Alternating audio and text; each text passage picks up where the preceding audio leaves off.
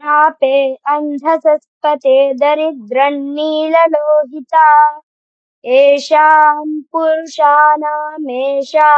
पशूनां मा रोमो येषां किञ्चना ममते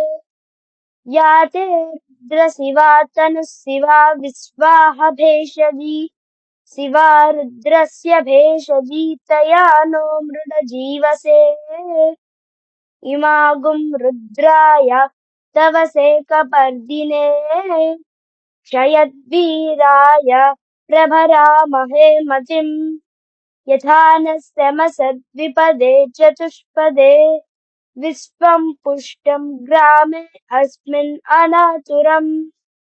मृडानो रुद्रो तनो मयस्कृधि क्षयद्वीराय नमसा विधेमते यच्छं च योश्च मनुरायजे पिता तदस्यामा तव रुद्रप्रणीतौ मानौ महान्तम् उत मानो अर्भकम् मान उक्षन्तम् उत मान उक्षितम् मानो वदिः पितरम् मोत मातरम् प्रियामानस्तनुवो रुद्ररीरिषः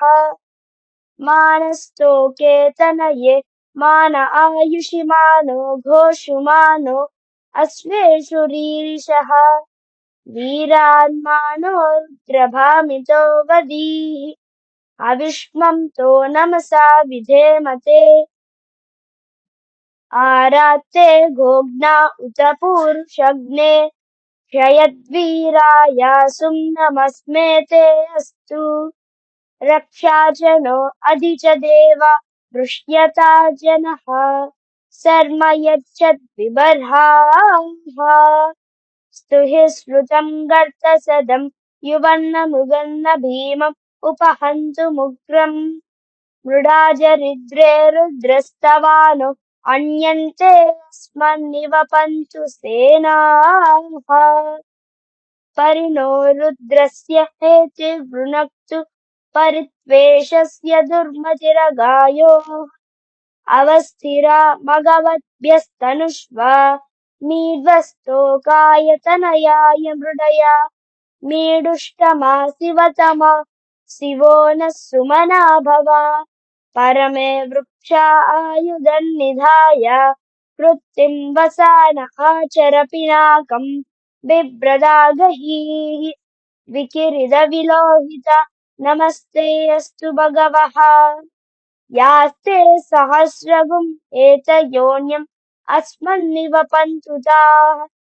सहस्राणि सहस्रदा बाहुवोस्तव हेतयः